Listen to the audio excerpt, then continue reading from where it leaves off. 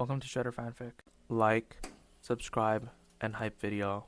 Join members to gain early access to new videos. The main character, after dying, he wakes up inside a Marvel as Lucifer from Hazbin Hotel. What is Lucifer from Hazbin Hotel gonna do inside of Marvel? Marvel, Reborn as Lucifer from Hazbin Hotel. Chapter 1. The Devil in the Cave. I never thought dying would feel like that. There wasn't time for pain, just a flash of headlights, the scream of tires, a sound like thunder hitting bone. One instant I was standing on the crosswalk, cursing the idiot texting behind the wheel, and the next, nothing, not even darkness. Just a clean break between one heartbeat and the next. Then light. But not the kind I expected, not the white tunnel people talk about. It was dim and flickering, yellow and artificial. I blinked hard, my throat dry. The air was thick and tasted like sand and metal. My eyes adjusted slowly, and I realized I was lying on cold stone, surrounded by walls carved out of rock. I sat up, groaning, hand pressing to my chest, and froze. My hand was gloved, white glove, perfectly fitted. My sleeve white too, a tailored coat. I looked down and saw the familiar gold trim, the bow tie, the sharp, old-fashioned elegance of a suit I knew too well. My stomach dropped. "Oh, you've got to be kidding me," I whispered. The voice that came out wasn't mine. It was smooth, melodic, and cheerfully smug, like silk over mischief. Lucifer Morningstar's voice. I blinked again, ran my tongue along my teeth, and felt the points of sharp canines. A quick glance at a bent metal sheet nearby confirmed the rest. Blonde hair slicked back, red eyes that shimmered faintly in the dim light, and that perfect, almost too wide smile. Lucifer. I looked like Lucifer Morningstar from Hazbin Hotel. I touched my face again, half in disbelief, half in fascination. "Well," I muttered in his accent, his inflection, the tone I'd only ever heard through my headphones. "This is unexpected." The shock hit first, then the laughter. It started as a nervous chuckle and built until I was laughing, the sound echoing off the cave walls. I couldn't stop it. A man dies in the most mundane way imaginable, a truck, and wakes up as the literal devil from an adult cartoon. When the laughter died down, I forced myself to breathe slowly. All right, think. Truck, death, reincarnation, new body. This was hell. The air didn't have that heat or sulfur tang. The smell was different, oil, dust, metal, and something chemical. I listened carefully, and somewhere deeper in the cave I could hear faint clanging, the sound of hammer on steel. And that's when it hit me. The cave, the sound, the mechanical rhythm. I knew exactly where I was. "Ah," I said softly, a grin tugging at my mouth. "So it's that cave." The 10 rings, Tony Stark, the Mark I. The exact moment that changed the Marvel world forever. I stood, brushing dust off my coat, and stretched experimentally. My body felt incredible, weightless, balanced, and humming with energy that wasn't human. I could feel the faint pulse of power coiling under my skin like sunlight trapped inside me. When I focused, a flicker of gold light danced across my fingertips. Lucifer's abilities. Real. I smirked. Oh, this will be fun. I adjusted my tie, straightened my posture, and started walking toward the sound. My cane appeared in my hand almost instinctively. No magic flair, no dramatic gesture. It was simply there, like it had always belonged. The cave walls opened wider as I walked. Light shimmered faintly from ahead, and soon I saw it, a small workshop made of scavenged parts and tools. Tony Stark sat at a crude metal table, hammering a piece of steel. Sweat ran down his face, and his breathing was ragged. Beside him, Yinsen checked some equipment, a crude battery setup wired into Tony's chest. Both of them froze when they saw me. Tony straightened, his voice hoarse. "Who the hell are you?" I smiled brightly, leaning on my cane. "Oh, just a friendly traveler passing through. You might say I took a wrong turn somewhere around eternity."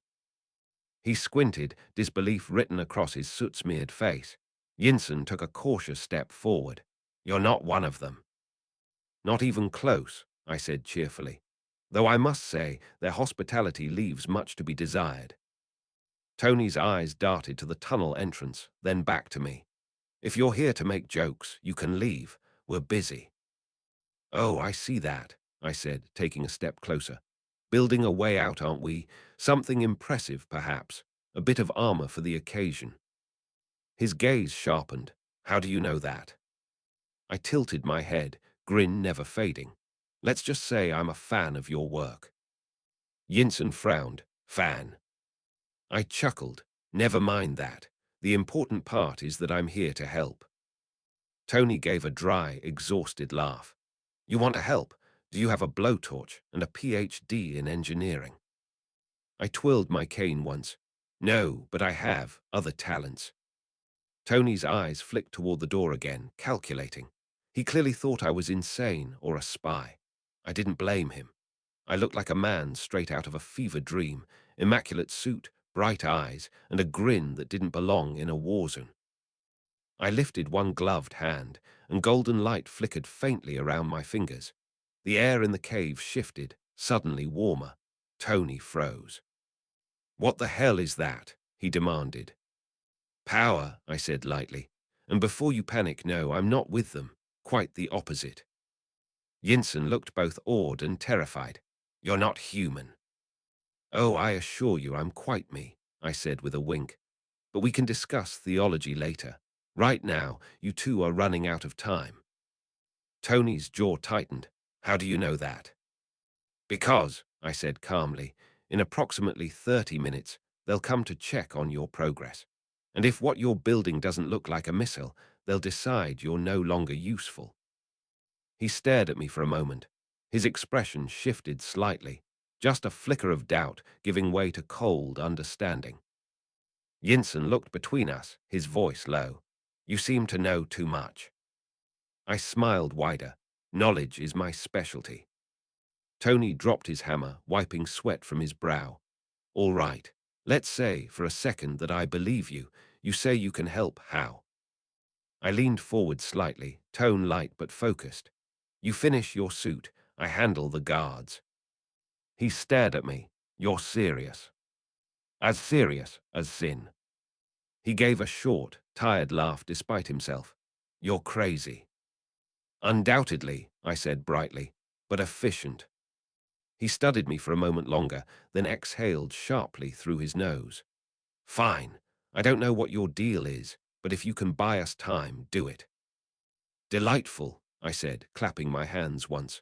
Carry on, my dear inventor. I turned toward the tunnel, twirling my cane. The guards outside were talking in low voices, their shadows stretching across the rock floor. I walked out casually, humming. Hey, one shouted, lifting his rifle. Stop. Oh, do I have to? I said, smiling politely. He barked something in another language, and two more men appeared from the side passage. They raised their weapons. I sighed theatrically. Such rude hospitality. Then I flicked my wrist. The air shimmered gold, and the rifles tore themselves from their hands, twisting midair before clattering uselessly to the ground. The guards shouted in panic, backing up. One tried to draw a sidearm. I raised my hand again, and he froze in place, eyes wide with terror. Now, I said softly, stepping closer. No need for violence, just a little nap. A pulse of light swept out from my palm. All three men crumpled silently to the floor, not dead, just asleep. I brushed a speck of dust off my lapel. Much better. When I turned back toward the cave interior, Tony was standing there, eyes wide. You weren't kidding, he said. I never do, I replied pleasantly. Well, not about this sort of thing. He looked from me to the unconscious guards, then to Yinsen. All right, we finish it. How much time do we have?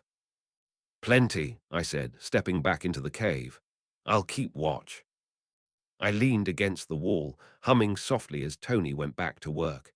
His movements were slower now, his hands trembling slightly, but there was a spark in his eyes again, a focus I recognized.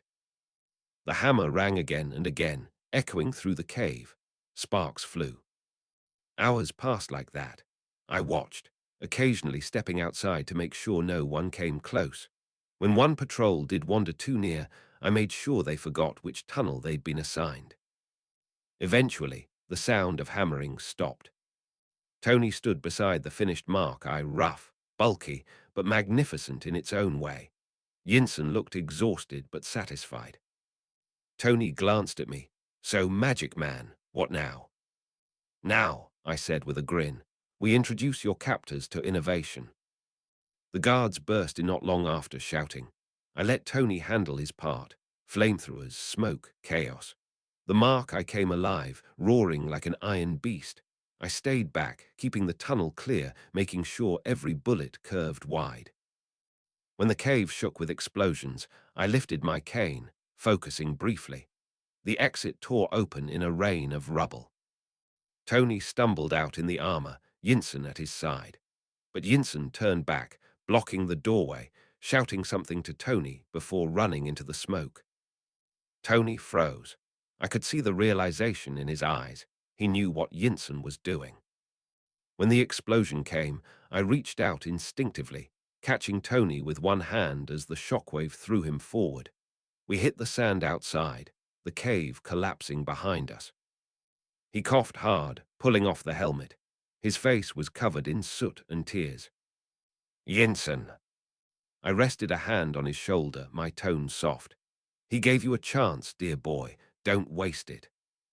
Tony sat there for a moment, breathing hard. Then he looked up at me. You're coming with me. I smiled faintly. Oh, I rather thought I might. He managed a weak laugh. You're insane. I laughed too, completely. The sound of helicopter blades echoed distantly in the desert. Tony squinted up at the sky. That's friendly. Of course it is, I said, standing, brushing sand off my suit. Fate has impeccable timing. He looked up at me again, shaking his head. Who are you, really? I leaned slightly on my cane, grinning. Let's just say I'm someone who appreciates genius when I see it. When the soldiers arrived and rushed toward us, Tony slumped back, too exhausted to argue. I stood beside him, watching the rising sun cast light across the desert. Warm wind brushed against my face. A new world, a new role. And I already knew exactly how the story went. But this time I wasn't just watching. Chapter 2, The Stars and the Sand. The desert was quiet once the helicopters were gone. Wind carried the last traces of smoke away, and the sunlight rose higher, turning the dunes into shifting gold. Tony Stark was taken by the soldiers, his body slumped, armor half melted, his heart still beating thanks to that crude arc reactor. I watched them lift him into the helicopter, the blades cutting through the air in rhythmic bursts. He looked up once, his expression hard to read through the exhaustion, but he didn't see me. That was fine. He would go home, build his empire again, make his suits, and start the chain of events that would lead to the Avengers. My work here was already finished. I stood there in the sand, coat flapping in the dry wind, watching the helicopter shrink into the horizon. Then I turned toward the remains of the cave.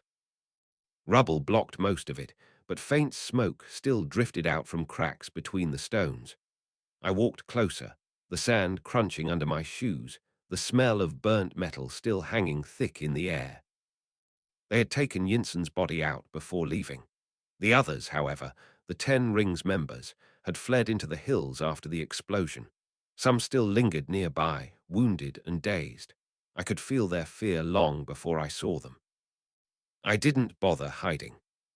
When I stepped over the broken stones and into the wreckage, one of the surviving men raised his rifle shakily. His hands trembled, eyes wide. Stop. Oh, do we really have to start with that again? I said, smiling pleasantly. My voice carried clearly, calm and musical even here.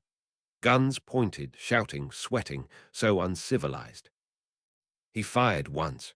The bullet stopped a foot from my chest, turning to gold dust before falling harmlessly to the ground. He dropped the weapon in shock. Now then, I said, walking closer, cane tapping against a broken rock. Where is your leader hiding? He backed up, stumbling over debris. I don't know. I looked at him quietly. He did know. The lie wasn't even a good one. I could sense it like a pulse. Lucifer's power worked effortlessly here. Truth and falsehood had their own weight. I reached out, and a thin golden glow brushed over his forehead. You're lying, dear boy. He gasped, clutching his head. Please. Oh, don't whine. I'm not going to hurt you, I said with a chuckle. I simply need directions. He stammered something in Pashto, hands shaking as he pointed toward the mountains in the distance. Camp North Valley, 3 hours by truck. Excellent, I said brightly, lowering my hand. Thank you ever so much. He collapsed to his knees, breathing hard. I turned and started walking, leaving him there. The trek through the desert took little effort. I didn't tire. My shoes left no deep prints in the sand, and the sun's heat felt more like warmth than pain. Occasionally, I could feel the faint hum of power beneath my skin, the same divine spark that defined this body. Lucifer, king of hell. Yet here I was, striding through Afghanistan, surrounded by the aftermath of a war and a genius's escape. I laughed softly under my breath. What a ridiculous situation. Hours passed before I reached the valley. The 10 Rings secondary camp was built inside a natural rock formation, tents scattered around armored trucks, men carrying weapons and shouting in the dry wind. They didn't notice me at first. I walked straight in, hands in my pockets, humming a tune under my breath. When the first guard finally spotted me, he barked a command, and a dozen rifles turned in my direction. Stop right there, one shouted. I sighed. Why is it always that line? They fired. The bullets slowed in the air, stopping like raindrops frozen mid-fall. I snapped my fingers. Every gun bent in half as though made of clay. The camp fell silent. I kept walking, stepping between them. Your leader, I said, voice calm but firm. Where is he? No one answered. I smiled wider. All right then. With a flick of my cane, a ripple of golden energy swept through the camp. Every man within 10 meters collapsed, not dead, just unconscious. I wasn't interested in killing. I only wanted one thing, to dismantle this group before they could reorganize and come after Tony again. Inside the largest tent, I found what I was looking for: maps, ledgers, crates of stolen weapons. The leader was there too, arguing with another man over radio equipment. He turned when I entered, reaching for his gun. Before he could even raise it, I held up a hand. Don't bother. He froze, his body locked in place. Hello there, I said cheerfully, stepping closer. You've been causing quite a bit of trouble, kidnapping geniuses, blowing things up. Really, you should reconsider your hobbies. He tried to speak, but his mouth wouldn't move. I continued, tone light but unyielding. You'll be pleased to know I'm not here to punish you. I simply don't like what you represent. You see, your little organization is meant to collapse soon, and I'd rather make sure it happens cleanly. I waved my hand, and the crates began to glow faintly. Inside them, electronics and ammunition melted silently into slag. He stared, unable to move or speak, as his camp dismantled itself around him. When I was done, I released him. He fell to his knees, gasping. If I were you, I said pleasantly, I'd run very far away from here, find a new career, something peaceful perhaps. I turned, leaving him there among the smoking ruins of what used to be his camp. By the time I reached the top of the nearest dune, the entire valley was burning. The 10 Rings would recover in name, of course. They always did. History would move on as it should. But for now, this chapter was closed. I stood there for a while, watching the sun dip low in the west. The horizon stretched endlessly. And yet I felt a pull, something distant above. The sky itself seemed to hum faintly. Earth was noisy, filled with politics and humans and all their little struggles. But above it all was space, the wider stage. I tilted my head back, eyes following the fading blue as it deepened into black. The stars were beginning to appear. In the MCU, there were worlds beyond this one, planets filled with beings who played with infinity stones, gods who crossed galaxies, and monsters older than light. I knew all their names. I knew what was coming. Thanos, the Chitauri, Asgard, the Kree, the Celestials. The thought made me smile faintly. Now that would be worth seeing. I spread my arms slightly, feeling the air move around me. Lucifer's power wasn't bound by physics. He could manipulate energy, space, and reality to an extent that bordered on divine. Flying into space wasn't impossible, it just required will. I looked once more at the distant mountains, then up at the stars again. "Well, my dear Earth," I said softly in Lucifer's bright, charming tone, "this has been lovely, but I think I'll take a little trip." With that, I stepped forward, and the ground fell away. Golden light flared beneath my feet, lifting me smoothly into the air. The wind whipped at my coat, the desert shrinking rapidly below. Higher and higher I rose, past the clouds, past the thin air, until the blue turned black and the stars blazed clear and sharp all around. The silence of space was immediate. No sound, no weight, no warmth, just endless night and endless light. I hovered above the earth, watching the curve of it. The continents, the clouds, the faint shimmer of atmosphere. It was beautiful, more beautiful than any animation or film could capture. My reflection shone faintly in the visor of nothingness, Lucifer's smiling face, framed against the stars. I turned slowly, looking out into the void. I could see the faint twinkle of Mars far away, the dull red point of it, and beyond that, fainter still, the glimmer of distant worlds. Part of me remembered every event to come. The rise of Iron Man, the fall of SHIELD, the wars, the dust, the madness. But up here, none of that mattered. I drifted further, passing through orbiting satellites, their signals brushing faintly against my mind. One of them belonged to Stark Industries, broadcasting secure data. I smiled at the coincidence. "Well, dear Tony," I murmured lightly, voice soft but amused, "I do hope you're resting. You'll need it." Below, the earth turned slowly. Time passed differently here. Minutes or hours, hard to tell. I wasn't human anymore, not in any physical sense.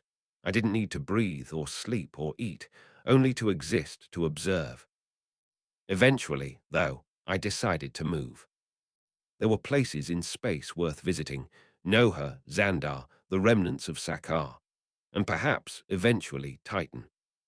But first, I wanted to see the stars closer. I lifted my cane slightly, focusing. A golden shimmer surrounded me, bending the void itself. In the blink of an eye, I was elsewhere, far beyond the moon, deep among the distant lights. Nebulas stretched around me, slow clouds of color and gas, silent and vast. I floated there, hands clasped behind my back, gazing quietly. It was strange to think that, once upon a time, I'd been human. I'd worried about bills, deadlines, traffic. Now I was Lucifer Morningstar, drifting between planets, watching constellations move. I laughed softly. What a peculiar second life. Somewhere out there, I knew, Asgard shone. Odin still ruled, Thor still played the reckless prince, and Loki plotted his endless games. Thanos was collecting pieces, the Guardians were still scattered, and Earth's mightiest heroes were only just beginning. I could go anywhere, do anything. But I still liked the thought of returning occasionally, just to nudge events along. A whisper here, a flicker there, nothing too large, nothing that broke the story. For now, though, I drifted deeper into space. The silence was peaceful, the stars endless. And for the first time since that truck hit me, I felt entirely at ease. Chapter 3. The Collector's Domain. Space was wide, empty, and strangely quiet.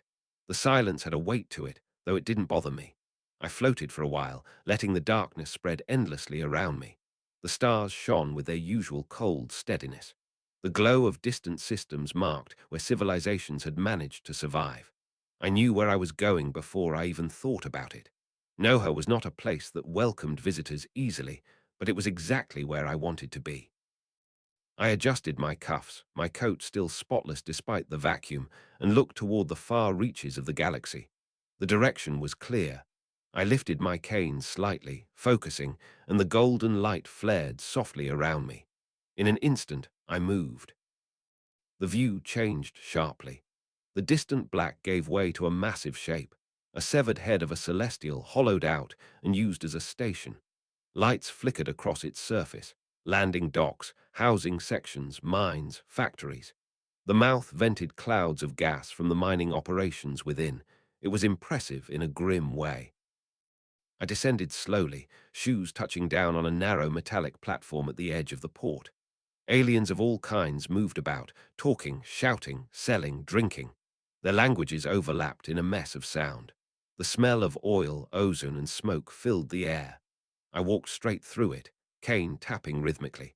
Most people didn't notice me. A few glanced up and quickly looked away. Inside, the corridors were narrow, made from patched metal. Neon signs flickered above doors, advertising bars, weapon shops, and trade halls. I walked past a group of ravagers arguing over a shipment. Their voices rose sharply before one noticed me. He paused, eyes narrowing at my white suit. "You lost, fancy boy?" he asked roughly. I smiled pleasantly. "Not at all. I know exactly where I am." He frowned. "You don't look like you belong here." "I rarely do," I said cheerfully. "Now, if you'll excuse me." I stepped around them, keeping my tone light. He muttered something under his breath, but didn't follow. The Collector's Museum wasn't hard to find. It sat deeper within the skull, past rows of security drones and long glass tunnels overlooking the hollow interior. The main chamber glowed pink and blue, the light reflecting off the mineral walls. I approached the tall double doors. A servant waited there, thin, pale, with cybernetic implants across her neck and temple. She looked at me cautiously. "State your business." I gave a small bow, one hand on my chest. "A visitor with a taste for curiosities. I wish to see your master's collection." She hesitated. "Do you have an appointment?" "Not exactly," I said lightly, "but I promise I'll be the most polite intruder you've had all day." She stared at me for a moment, uncertain. Then she turned and pressed a button on the wall. The doors opened slowly with a hiss. "Follow me," she said quietly. Inside, the space widened into a vast hall filled with glass enclosures. Strange creatures floated in containment units. Artifacts lined the walls, ancient weapons, fragments of technology, preserved remains of extinct species. The air was cool and sterile. And at the far end, standing with a glass of some luminous drink, was the Collector himself, Tainlia Tivan. He wore his usual pale coat trimmed with red, his white hair perfectly arranged, his expression sharp with curiosity. He noticed me immediately. "Now, this is unusual," he said, his voice smooth but cautious. "I don't recall scheduling a guest today." I walked forward calmly, smiling. "I don't recall asking for a schedule." He chuckled faintly, studying me. "You have confidence, I like that. Who are you?" I gave a shallow bow. "Lucifer, a connoisseur of rare things." "Lucifer," he repeated slowly. "Interesting choice of name." "It suits me, wouldn't you agree?" I said with a grin. He took a sip from his glass. "What brings you here, then, Lucifer?" "I heard your collection is remarkable," I said pleasantly, looking around. "I wanted to see it for myself. I also heard you know quite a bit about the objects of power scattered across the universe." His eyes flicked toward me with quick interest. "Objects of power, that's a broad phrase." "Let's narrow it then," I said, tilting my head slightly. "Infinity stones." The word made his fingers tighten briefly on the glass before he hid it with a composed smile. "That's a dangerous subject." "Only for those who mishandle them," I replied lightly. "I'm simply curious." He set the glass down and walked toward me, hands clasped behind his back. "You speak of them as if you've seen one." "Not yet," I said calmly, "but I know they exist." He studied me in silence for a few seconds. You're not Kree, not Xandarian, not any species I recognize. And you're not an illusion. Interesting. I grinned wider. I'm flattered you find me interesting. May I see your collection? He nodded slowly. Very well, but I warn you, touch nothing. Of course, I said cheerfully. He began walking, and I followed beside him. We moved down the long rows of exhibits. He pointed out objects as we went, a preserved dark elf, a Terran car from the 20th century, a floating brain in a jar, a shattered piece of a Chitauri weapon. I listened quietly, occasionally commenting. You keep quite the variety, I said. Knowledge is preservation, he replied with pride. Every item has value. When we reached a sealed section of the chamber, he paused. Behind reinforced glass lay a small pedestal with a broken orb resting on it. That one, he said softly, was once an infinity stone container, acquired from Xandar after an unfortunate incident. The power stone, I said. He glanced at me sharply. You really do know more than most. I make a habit of it, I said lightly. He looked at me for a long moment. You speak as if you've studied the future. I gave a soft chuckle. Let's just say I pay attention. He didn't push further, though his eyes stayed curious. He turned back toward the exhibit. The stones are beyond even my reach now. One destroyed, one hidden, several lost. They will resurface, of course. They always do. Indeed they will, I said, tone calm. And when they do, people will fight for them again. He smiled faintly. You sound almost amused by that. I find predictable behavior entertaining, I said cheerfully. He took a moment before asking, and what is it you want with this knowledge? Nothing now, I said, just information. He seemed unconvinced, but curiosity outweighed suspicion. I can provide records, he offered, gesturing toward a nearby console. They're incomplete, but you may view them here. That would be lovely, I said brightly. He nodded to his assistant, who brought up the holographic display. The images shifted, depictions of ancient battles, energy readings, and fragmented historical notes. I looked through them carefully, memorizing the details. After a while, I turned back to him.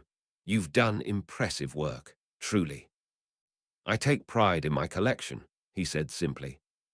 I can tell, I said warmly. I must say, you've managed to hold on to more pieces of history than most empires ever did. He chuckled. Flattery from a stranger is rare. I almost enjoy it. Then I'll consider that a compliment in return, I said, with a grin.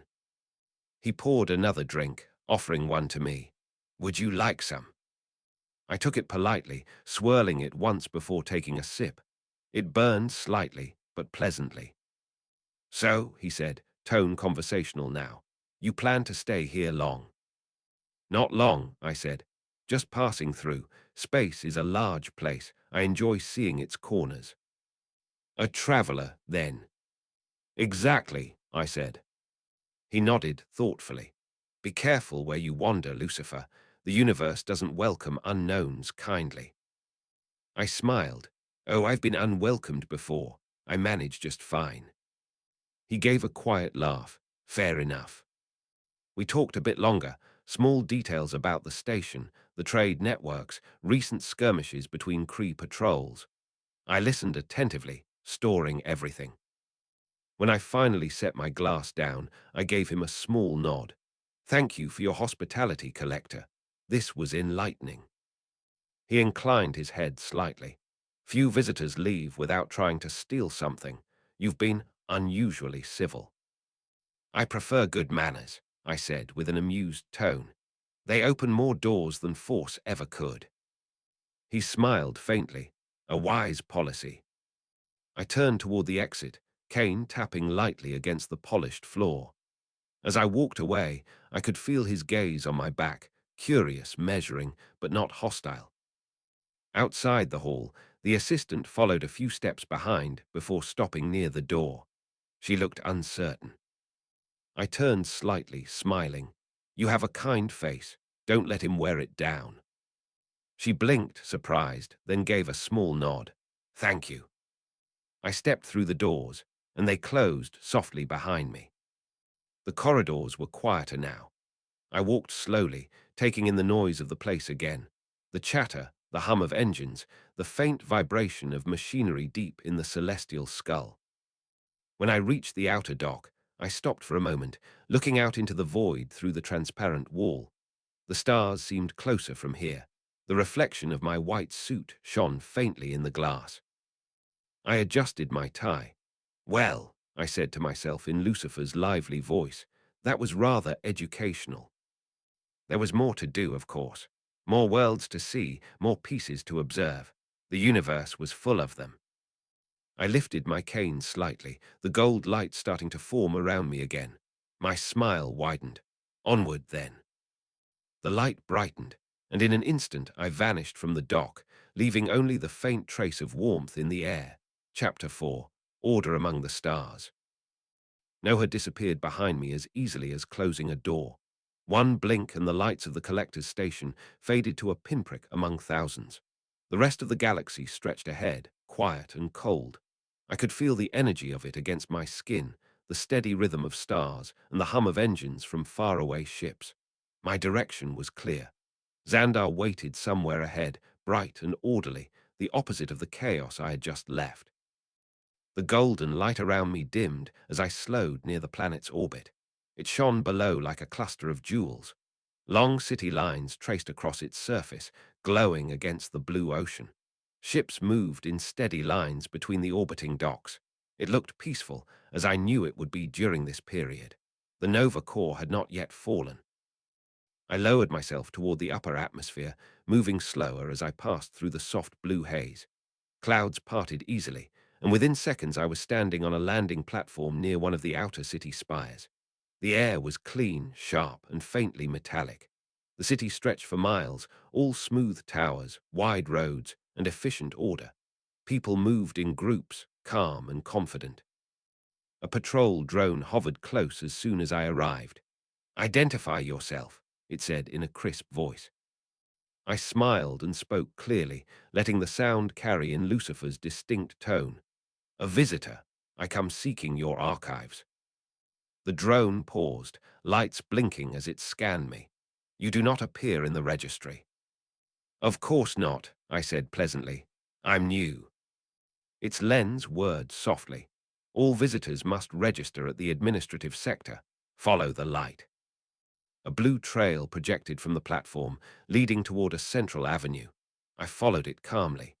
My shoes clicked lightly against the metal walkway as I walked, the air filled with the distant hum of engines and chatter. The Nova Core building stood in the middle of the city, white and gold, symmetrical and precise.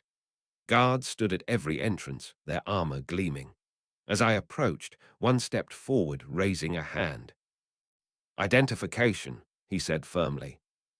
I inclined my head slightly. "Lucifer, I'm here to study your historical records on cosmic artifacts." He looked confused. "That's restricted access." "I expected as much," I said cheerfully. "Perhaps you could direct me to someone with authority to grant temporary clearance." He hesitated before tapping his wrist communicator. After a brief exchange, he gestured for me to wait. A few moments later, another guard arrived, older, with insignia marking him as a commander. His expression was cautious but polite. "I'm Commander Rom," he said. "You're requesting access to classified archives." "Yes," I said, smiling. "Purely academic curiosity." He studied me for a moment, clearly unsure what to make of me. "What's your affiliation?" "None at the moment," I said lightly. "Consider me an independent observer." "That's not usually enough," he said. "Then consider me very persuasive," I said, letting my eyes glint faintly red for a second. The commander blinked once, his resistance faltering just enough for him to nod. "Fine," he said slowly. "You can view non-sensitive entries. I'll have an escort take you to the secondary archive."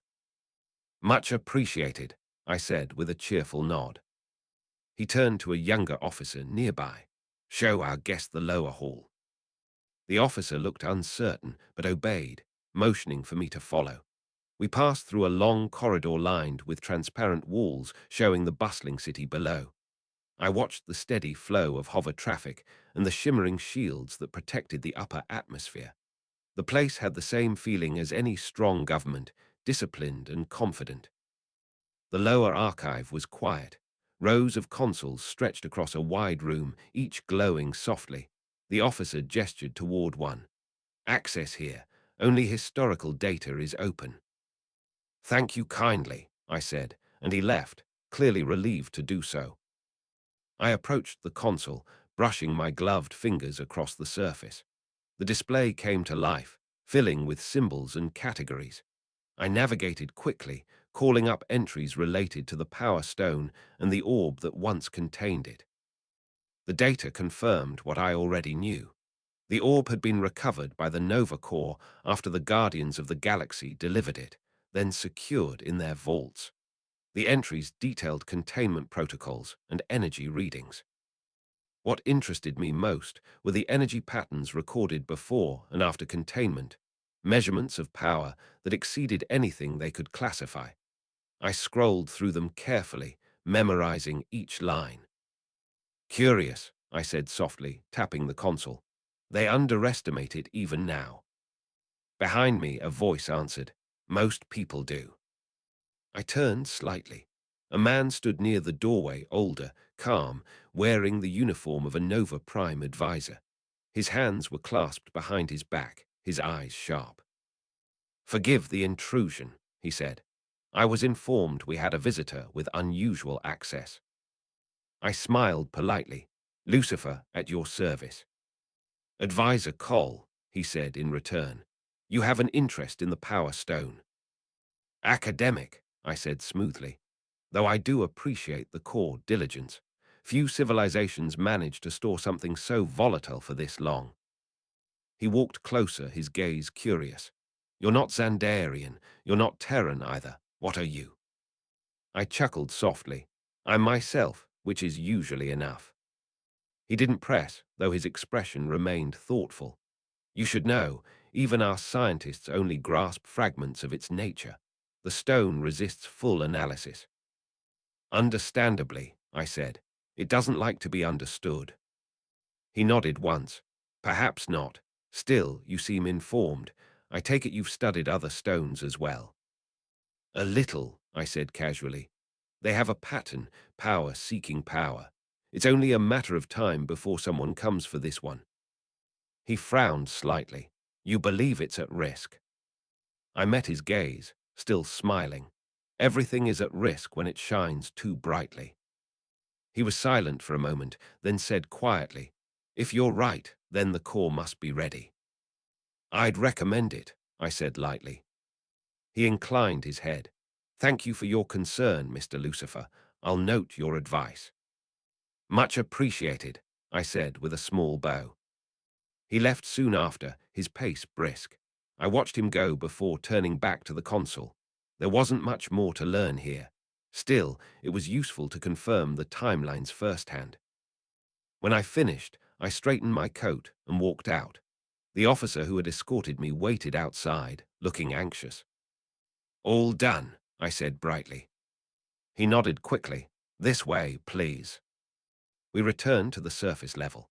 The city looked even busier now, the main plazas filled with people and the steady sound of conversation everywhere. I paused briefly near the central square. A large holographic display projected news updates, trade agreements, patrol routes, population reports. It was the calm before everything would eventually change. I walked slowly along the edge of the square, taking in the atmosphere. A child pointed at my cane, whispering to her parent, who smiled awkwardly. I gave the girl a small wave and a wink, which made her laugh. The air was pleasant, and for a brief moment I enjoyed the simple rhythm of the place. Orderly, bright, confident. I knew how easily such confidence could break. Still, there was no reason to linger. I had seen what I came for. The Power Stone was secure, for now, and Xandar's system was stable. I stepped away from the crowd, moving toward a quieter side street lined with polished windows and small cafes. The scent of spiced drinks drifted from an open door. I stopped briefly at a small stall where an older vendor sold glowing fruit from a nearby moon. He looked up as I approached. "You look new here," he said with a smile. "I am," I said cheerfully. "What do you recommend?" He picked up one of the fruits, the color shifting softly between gold and orange. "Try this, fresh shipment." I accepted it, biting once. The taste was bright and slightly tart. "Delightful," I said sincerely. The vendor chuckled. "Not many visitors enjoy it on the first try." "I'm adaptable," I said, smiling. I paid him with a few small credits I had conjured earlier, perfectly ordinary in appearance. He thanked me, and I continued down the street, finishing the fruit before tossing the core neatly into a recycler. As the afternoon light began to shift, I walked back toward the edge of the city. Ships rose and descended from the docks above, engines glowing blue. I could hear the faint hum of shields cycling around the atmosphere. I stopped once more, looking out across the skyline. My reflection shimmered faintly in a nearby glass panel, the same flawless suit, the same bright red eyes. "Well, that was informative," I said aloud in Lucifer's clear, lively tone. "But I think I've stayed long enough." The guards nearby glanced over but said nothing. I smiled politely at them, stepped back, and let the golden light rise around me again. The view of Xandar shrank quickly as I lifted off, passing through the upper layers of atmosphere. The blue faded into darkness, and soon the planet glowed quietly below. I adjusted my cuffs once more, calm and steady. The next step was already in mind. There were still places worth visiting, and time moved faster here than it did for mortals. I drifted in orbit for a while, watching the faint trails of Nova patrol ships. They moved with precision, small streaks of light cutting through the void. I smiled faintly. Enjoy the peace while it lasts. With a soft hum of energy, I turned away from the planet, letting the starlight guide me outward once more. Chapter 5. Chaos and Ash. Sakar was loud before I even saw it. Colors bled together in the upper atmosphere, the air thick with the burn of re-entry and the endless swirl of trash coming through the wormholes that hung above the planet like open wounds. Pieces of ships, metal frames, shattered satellites, all falling in slow spirals toward the surface.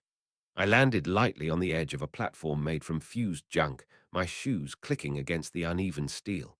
The smell was oil, smoke, and something sour. Below, the city pulsed with light and sound. Holograms blinked over towers built from scavenged hulls. Crowds pushed through the streets, creatures from half the galaxy, dressed in every color imaginable, shouting over one another. Music pounded from a dozen directions at once. It was messy, unclean, and full of energy. I adjusted my hat and smiled. Now this is charming. A group of guards in red armor noticed me immediately. They looked me up and down, uncertain whether I was supposed to be there. One of them lifted a baton. "Name and origin." "Lucifer," I said brightly. "Origin, complicated." They didn't seem impressed. "You're not on the list." "Oh, I so rarely am." I waved my cane, and the baton floated gently out of the guard's hand, spinning once before returning. "There, we're even. Take me to your delightful employer." The guards hesitated, confused, but unwilling to argue with someone who could bend metal without touching it. After a brief exchange over their communicators, they gestured for me to follow. The walk through the main compound was noisy. The crowd grew denser near the grand arena, shouts, laughter, and the sound of weapons clashing echoed through the walls. When the doors opened, the roar hit like a wave. Thousands of spectators sat packed into the stands, watching fighters tear into each other below under the blinding lights. And at the center of it, all sat the Grandmaster. He lounged on a raised platform, sipping from a glass that glowed faintly blue, expression half bored, half amused. When he noticed me, his eyebrows rose.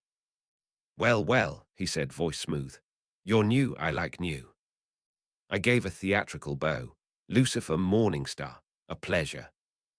"Morningstar," he repeated, rolling the name around. "Dramatic, I like that too." He gestured lazily. Come up. Let's see what kind of shiny thing the portal gods dropped on my doorstep. I stepped up the platform stairs, Kane tapping lightly. You have quite the setup here, a bit noisy, but very lively. He smiled wide. It's paradise. A touch of chaos keeps things fun. Chaos I can appreciate, I said, matching his grin. He studied me with open curiosity. So, Lucifer, you're what exactly? I get all sorts here. Gladiators, thieves, tourists, people who fell out of wormholes. But you're none of those. I'm a traveler, I said cheerfully. I go where things are interesting. Then you've come to the right planet. He leaned closer. You any good at entertaining? I have my moments. Show me one. I twirled the cane once, letting a ring of golden light expand outward. For a moment, the air above the arena shifted. Broken metal scraps reassembled themselves into a perfect floating sphere before dissolving into harmless sparkles. The crowd gasped and cheered, thinking it part of the show. The Grandmaster laughed loudly, clapping his hands. Now that is style. I like you, Morning Star. Flattery accepted, I said pleasantly. He motioned for one of his attendants. Get my new friend a drink, something strong. The attendant brought a tall glass filled with green liquid that smelled faintly of citrus. I raised it in a polite toast before taking a sip. Smooth, I said. Everything here is smooth if you pay enough, the Grandmaster replied. So what brings you? Boredom, exile, a desire to watch things explode. Curiosity, I said lightly. I wanted to see how your games work. You've built quite the economy around them. He grinned. Entertainment keeps people quiet, and the winners keep coming back. I glanced toward the arena, where two fighters slammed into each other with enough force to shake the stands. Efficient, I said. You could try it, he offered suddenly. With those tricks, you'd be a crowd favorite. I laughed. Tempting, but I don't think your audience could afford me. He laughed back, genuinely pleased. I like confidence. We talked a while longer. He bragged about his champions, his city, his collection of ships. I listened, smiling, adding a polite comment now and then. When he finally stood to greet another group of guests, I excused myself with a small bow and made my way out. The air outside was cooler now. Night on Sakar meant even more lights, every building competing to be the brightest. I walked through the streets once more, listening to the sounds, watching the people celebrate nothing in particular. It was a place that lived minute by minute. I understood it, but I had seen enough. A bright tear opened in the sky above, a wormhole spitting out another heap of debris. Sparks scattered across the city as it hit the lower plains. I looked up at it and smiled faintly. Time to move on. I stepped off the nearest ledge, rose slowly, and let the light surround me again. Titan lay quiet. Where Sakar shouted and sang, Titan whispered nothing at all. The planet's surface stretched below me in shades of red and grey, cracked wide like dry earth after a drought. The atmosphere barely clung to the ruins of what had once been cities. No light, no movement, only the echo of wind through hollow towers. I landed near what had been a main plaza. The ground was uneven, covered in dust and broken glass. Skeletons of tall structures reached toward a sky that no longer had clouds. I walked forward, cane tapping softly against the stone. So this is what's left, I said to myself. Pieces of technology still flickered faintly under the dust, power cores, terminals, fragments of screens. I knelt beside one, brushing away the dirt with a gloved hand. The faint outline of the Titan emblem was still visible. They had been proud, too proud. I could almost see the lines of ships that once filled this sky, the bustle of a thriving world before the calculations failed and the balance collapsed. I straightened and continued through the ruins. The silence was heavy but not uncomfortable. I passed what looked like a research facility, its doors torn open, its interior long stripped clean.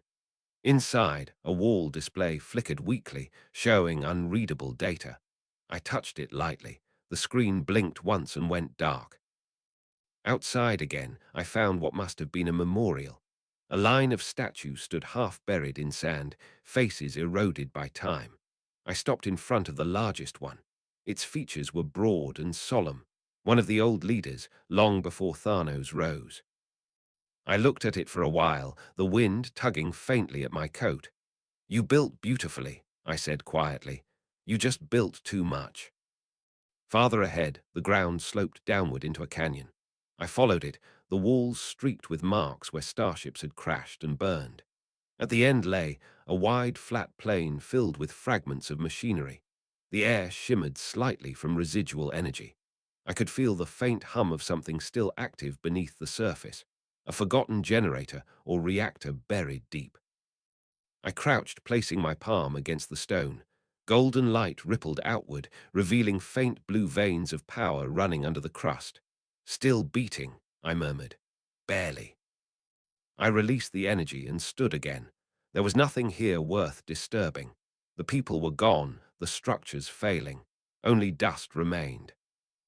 I turned my gaze upward.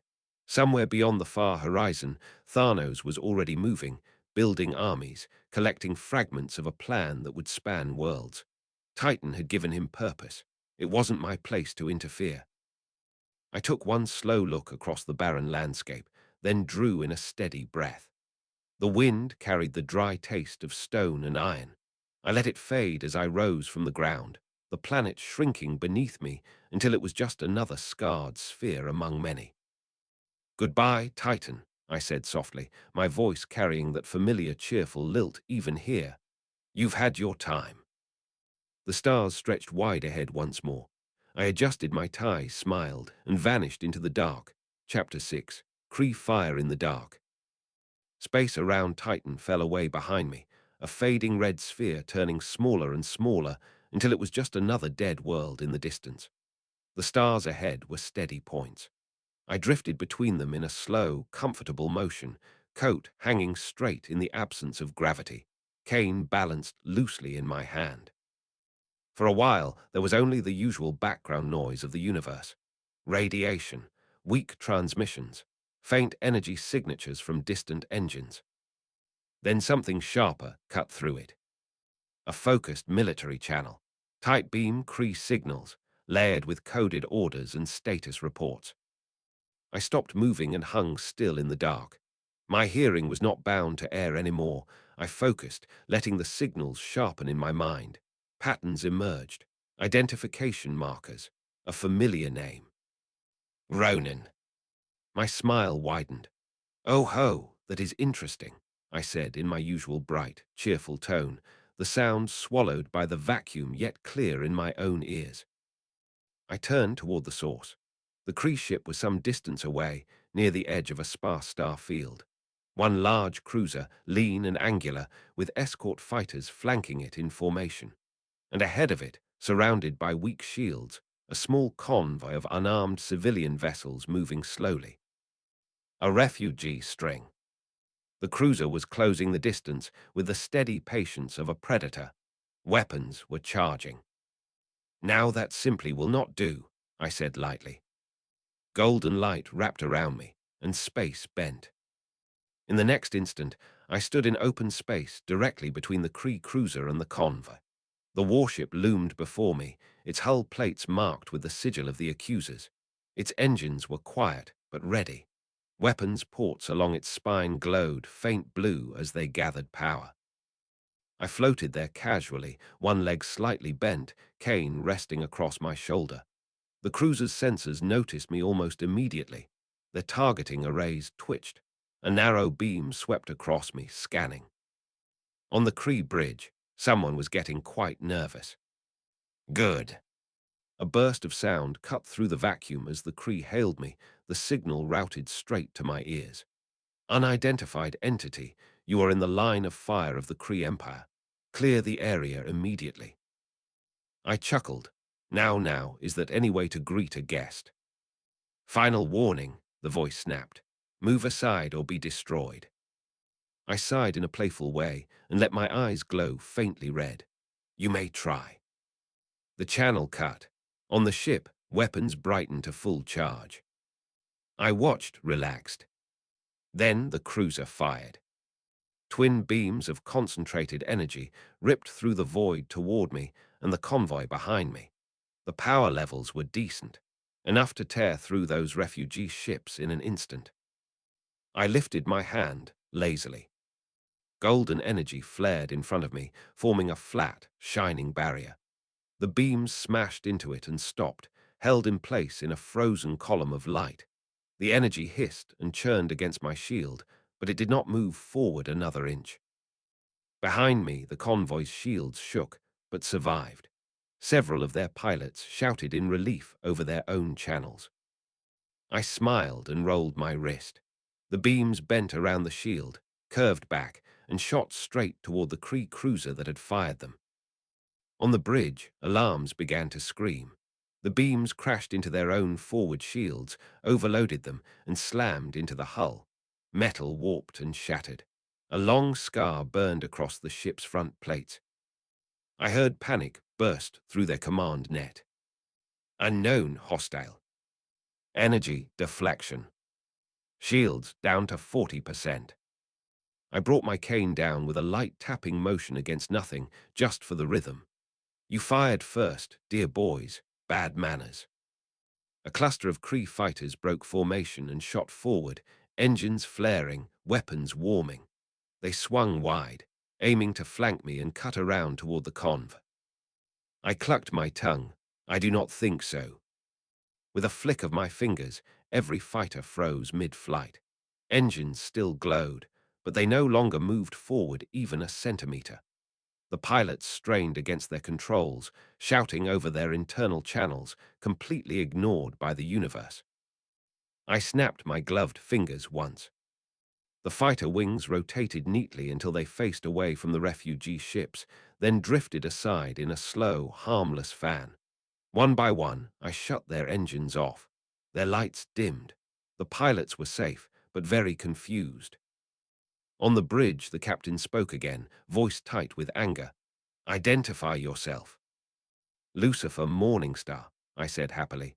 I'm here to give you a very simple suggestion. Stop shooting at unarmed ships. There was a pause. The name was meaningless to them, of course, but the display of power was not. Another voice came onto the channel, colder, sharper. By order of Accuser Ronan, all unauthorized transport in this sector is subject to destruction. I sighed. You have such a dull way of phrasing things. There is a convoy behind me. They have no weapons. You will not kill them today. You have no authority here, the voice answered angrily. Oh, my dear fellow, I said in a pleasant, amused tone. Take one more shot at them, and you will find out how little your authority matters. Silence, angry breathing, frantic background reports. Then boarding protocol. Capture the entity. Now that sounded more fun. I let the connection close and smiled faintly. Very well, let us take this inside. I vanished from my spot and reappeared on the Kree cruiser's bridge. The transition was smooth. One instant, empty air. The next, I stood in the center of a wide, metallic command deck filled with Kree officers. Consoles blinked around them. A large viewport dominated the front, showing the convoy and the fighter wing floating uselessly outside. Every weapon in reach turned toward me. Blue-skinned soldiers raised rifles in a quick, trained motion. The captain stood at the center console, jaw clenched, eyes bright with anger and a hint of fear. Hello, I said cheerfully, cane resting against my shoulder. You called. Fire, the captain shouted. They obeyed. Bolts of bright blue energy hammered into me from all sides. Impacts flashed across my body, lighting up the bridge in stark colors. When the barrage finally stopped, smoke hung in the air. I dusted off my coat with 2 fingers, my smile widening. Well, that was rude.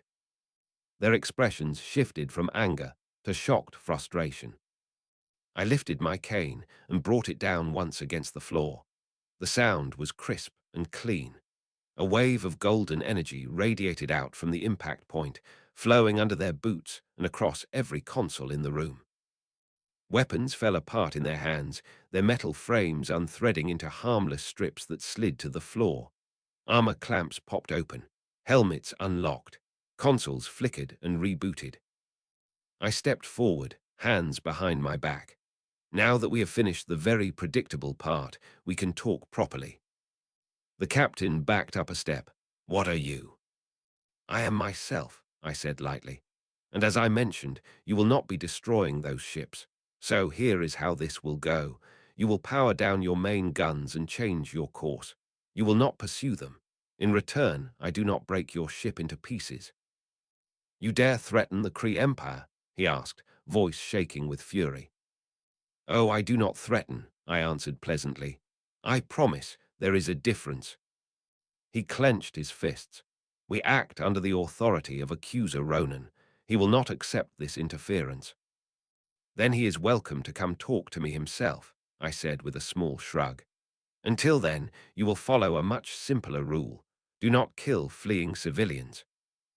As he opened his mouth to respond, the lights on the bridge dimmed. A new energy stream loaded into the main console. A holographic projection snapped into existence over the central platform. Ronan. Tall, armored, with dark markings on his face and a heavy expression. His eyes glowed with that familiar, cold intensity. His hands rested on the handle of his hammer. He looked down at the bridge, absorbing the sight in a single controlled glance. His gaze settled on me. The captain bowed his head quickly. Accuser. Ronan cut him off without raising his voice. Report. We encountered an unknown entity interfering with your orders, the captain said stiffly. It destroyed our firing solution and disabled our fighters. It is on the bridge now. Ronan's attention sharpened. He studied me directly. I gave a small theatrical bow. Lucifer Morningstar. A pleasure to finally make your acquaintance, dear accuser. You have interfered with a military operation sanctioned by the Kree Empire, Ronan said calmly. Explain yourself. I dislike one-sided massacres, I said simply. Those ships behind me are unarmed and carrying refugees. You ordered them destroyed. I decided you will not be doing that. He held my gaze. His posture was rigid, but there was no visible anger, only focus. You claim authority over Kree war doctrine. Not at all, I said cheerfully. I claim authority over my own actions, and I am telling you what I will allow. The captain flinched slightly at my tone. Ronan did not. His fingers tightened on his hammer. Your power is considerable, he said, but many beings possess strength. Few have purpose. Why protect these people? Because I choose to, I answered, still smiling. That is all the reason I need. He considered me for several seconds. The bridge remained very still. Every officer watched, hardly breathing. Finally, Ronan spoke, voice even. Your actions have altered nothing. There are other ships, other sectors, other targets. He paused. But your defiance cannot go unanswered. He lifted one hand slightly. Captain, prepare self-destruct sequence. The captain went pale. Accuser. Your vessel has been compromised, Ronan said. You will die in service. That is sufficient. Now that was excessive. I stepped forward, cane tapping once as I moved. No, no, no. We are not doing that. The captain hesitated, caught between fear and obedience. His hand hovered over the console. Ronan's eyes narrowed at me. You do not give orders here. I smiled, teeth showing. Watch me. Golden light surged from my fingertips and rushed into the ship's systems. It raced along the floor, climbed the consoles, and dove straight into the core command circuits. The self-destruct code that had just activated froze in place. Timers stopped. Explosive charges unlocked harmlessly. One by one, every warhead on the ship disarmed. On the hologram, Ronan's grip on his hammer tightened. You interfere in a Kree vessel's internal systems, he said. Interesting.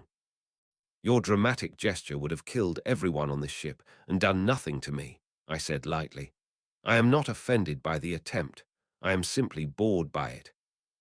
I looked around the bridge, then back at Ronan. Here is what will actually happen. Your ship will withdraw. You will mark this conv as protected and leave them alone. You can pretend whatever reason you like in your reports. Sensor malfunction. Enemy unknown. Log corruption. Invent something. You seem very capable of twisting truth into paperwork. His stare hardened, but he did not react outwardly. And if I refuse? He asked. I smiled wider. Then I dismantle your ship piece by piece, starting with this bridge, and throw the scraps toward Hala so your superiors can study the workmanship as they fall through their sky. No raised voice, no threat of doom, just clear cause and effect. Ronan understood that. For a long moment, the only sound on the bridge came from the quiet hum of auxiliary systems. The officers shifted their weight nervously. The captain stared at his own hands. Finally, Ronan spoke. Captain, stand down from this engagement. The captain's shoulders sagged with relief. Yes, accuser. Set a course away from this sector, Ronan continued. Report that unknown interference compromised the mission. Yes, accuser, the captain repeated quickly, fingers moving over the controls. Ronan's gaze stayed fixed on me. You are an anomaly, Morningstar. Oh, I do try, I said, chuckling. You protect the weak with no clear gain, he said. I do not understand that, but understanding you is not required for me to react to you. I would be insulted if you did not keep an eye on me after this, I said brightly. It would make all this effort feel wasted. He gave a slow exhale. We will meet again. Any time you like, I said happily. Do try to bring a better argument next time. The hologram faded without another word. The bridge lights returned to full strength. The officers exhaled almost in unison. The captain swallowed, then looked at me, still wary. What now? He asked tensely. Now, I said calmly, you leave. And you do not shoot at them again. You have your orders. Follow them. He hesitated, then he nodded stiffly. Set course out of system, he barked to his crew. All weapons powered down. I turned away from him and vanished from the bridge in a smooth flash of light. Outside again, I appeared between the cruiser and the conv. The Kree ship turned slowly, engines powering up, its nose shifting away from the smaller craft. One by one, the disabled fighters around it flickered back to life under my control and drifted neatly back into docking positions. The refugee convoy's lead ship hailed me. A shaky voice came through. Unknown entity, do you read? Loud and clear, my friend, I answered with a bright, cheerful tone. You are quite safe now. The nice blue hammer fanatics are going home. There was a pause, then a shaky breath. Who are you? Just a passerby with good taste, I said. Maintain your course. Do not broadcast your location for a while. And please, for your own sake, avoid sectors under Ronan's jurisdiction. We will, the voice said gratefully. Thank you. You are very welcome, I said warmly. I cut the channel and watched as the Kree cruiser slid away into the dark, shrinking as it accelerated. The convoy slowly broke formation, adjusting their trajectories, cautious but alive. I floated there for a moment, hands resting on my cane, feeling the quiet satisfaction settle in my chest. A small thing in the scale of the universe, but it felt clean and correct. Now you know I exist, Ronan, I murmured, a small smile tugging at my lips. Let us see what you do with that. The golden light wrapped around me again, ready to move. Time to choose the next target, Chapter 7, an unwelcome guest. The Kree cruiser pulled back into the dark, and the refugee convoy slipped away on their new heading. The space around me went quiet again. My own reflection floated faintly in the black. White suit, cane, easy smile. I let out a soft breath and rolled my shoulders. Well, I said in my bright, musical tone, if we are going to have this little disagreement, we may as well speak to the parents, not just the angry hammer son. Hala waited far away, but distance did not matter anymore. I lifted my cane, let golden light coil around my feet, and focused on the familiar energy signature I remembered from every scene that ever showed this world. Power grids, defense networks, the distinct pulse of an artificial mind buried deep in the planet. Everything snapped into place in my head. I stepped forward. The stars blurred, the void twisted. When I came out of the jump, Hala filled my view. The planet glowed with ordered light. Grid patterns traced across continents. Orbital defense platforms circled in perfect paths. Fleets moved in lanes that matched exact regulations. It was sharp, bright, and controlled. I hovered above the atmosphere for a moment, looking down at the largest city. The capital gleamed. Towers rose in precise shapes. Wide avenues split sections into strict blocks. A dome of faint blue shield energy covered the central district. I smiled. Polite to knock, I said casually, impolite to care. I dropped through the shield. It rippled around me, scanners flaring, then failed to stop my descent. The alarms in their defense network woke in the same breath. I could hear them ping through their channels. Unknown energy, unknown entry, priority alert. I landed gently on a wide plaza in front of a command tower. The stone under my shoes was smooth and dark. Kree soldiers in teal and silver armor patrolled in patterns.